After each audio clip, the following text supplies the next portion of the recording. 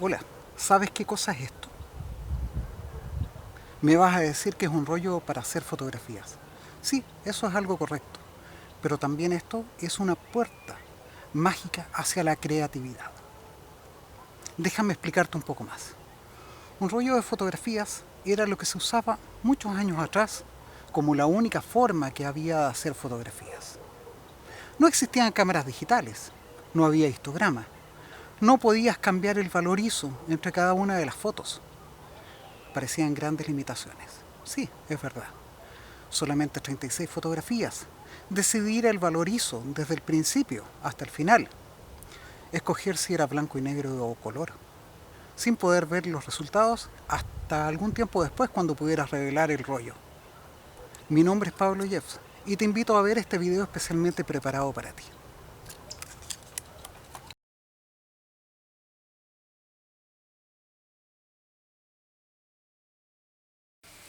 En los tiempos no muy lejanos de la fotografía química tradicional, aquella de rollos y revelados, se podía obtener un gran aprendizaje al fotografiar en blanco y negro. Al revisar la foto sobre el papel, se podía evaluar su exposición y de paso concentrarse en los aspectos compositivos de la imagen. La diferencia entre luces y sombras abría las puertas a la creatividad. Los desafíos eran simples, pero no por eso sin importancia. Apreciar una exposición correcta se lograba más fácilmente con la propia sensibilidad que con recursos tecnológicos. Pero la distancia temporal entre toma y resultados generaba un vacío de importancia al agregar el cómo se recordaba la toma dentro de este proceso. Hoy en día la fotografía digital nos entrega una serie de elementos útiles en el aprendizaje fotográfico. Algunos son más eficientes que otros y en su mayoría pasan por el conocimiento de lo que puede ofrecer el equipo propio. De estos he seleccionado dos con bastante en común, pero también con grandes diferencias. Mi propuesta es reconocer el método y sistema de trabajo tradicional y adaptarlo al software actual. Si bien se puede enfrentar el revelado digital de manera simple, usando en forma secuencial las herramientas que ofrece el panel derecho del módulo revelado en Lightroom, también es posible trabajar similar a la forma en que se acostumbraba en el laboratorio tradicional. Maestros como Eugene Smith, Edward Weston y Ansel Adams le dedicaban gran atención y cuidado a esta etapa en su flujo de trabajo. Entonces, mi propuesta es reconocer el método y sistema de trabajo tradicional y adaptarlo al software actual. Durante la época de la fotografía tradicional, una necesidad crítica fue lograr que tanto las sombras como las luces entregaran el contraste más adecuado para que la fotografía pudiese mostrar toda su intensidad. Habían tantas formas de lograrlo como fotógrafos pudiesen haber. Algunas de estas fórmulas eran muy sencillas y caminaban de la mano del éxito, y otras muchas estaban condenadas al fracaso. En la época de la fotografía química tradicional, el trabajo al interior del cuarto oscuro estaba rodeado de cierta magia y, por qué no decirlo, misticismo.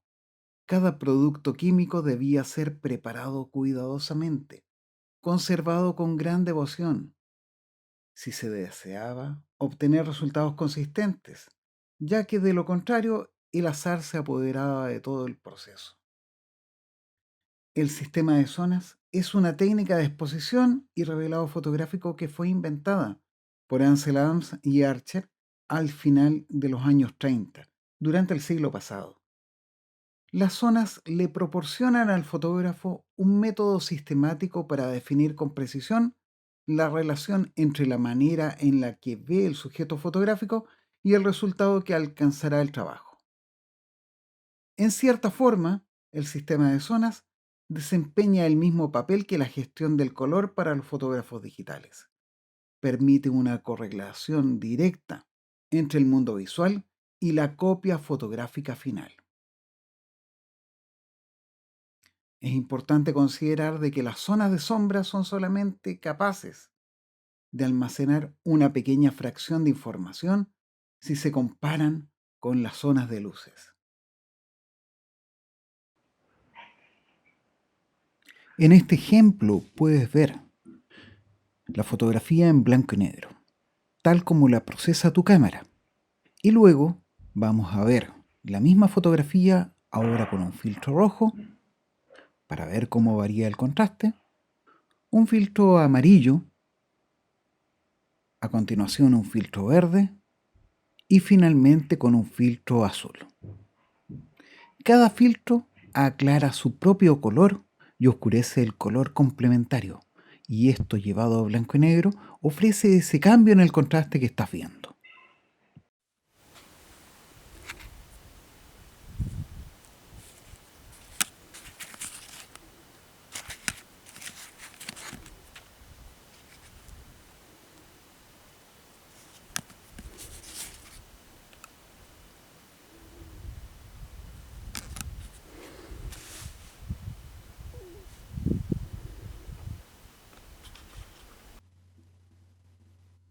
Si miramos esta fotografía con cuidado, nos vamos a dar cuenta de que tiene una gradación de tonos. Es decir, desde aquellas zonas más claras, sin detalle, hasta aquellas zonas más oscuras, sin detalle. Es decir, entre blanco y negro hay 9 tonos de gris. La zona 0 es la zona de negro máximo del papel, la más oscura de todas. Y la zona 10 sería la zona más blanca de todas. La zona 9 es el primer gris que se distingue del blanco del papel y que ya tiene algún tipo de detalle. Y así vamos en forma gradual. Por ejemplo, la zona 5 es la zona del gris medio. Y esto es importante conocer porque se refiere también a la carta neutra del 18% de reflectancia que utilizamos para medir la exposición. A modo de ejemplo puedes ver señalada aproximadamente cada una de las zonas en esta imagen. Esta imagen a partir de un negativo blanco y negro revelado en forma tradicional, positivado a nivel de software con algunos programas para lograr recuperar la información de luces y sombras.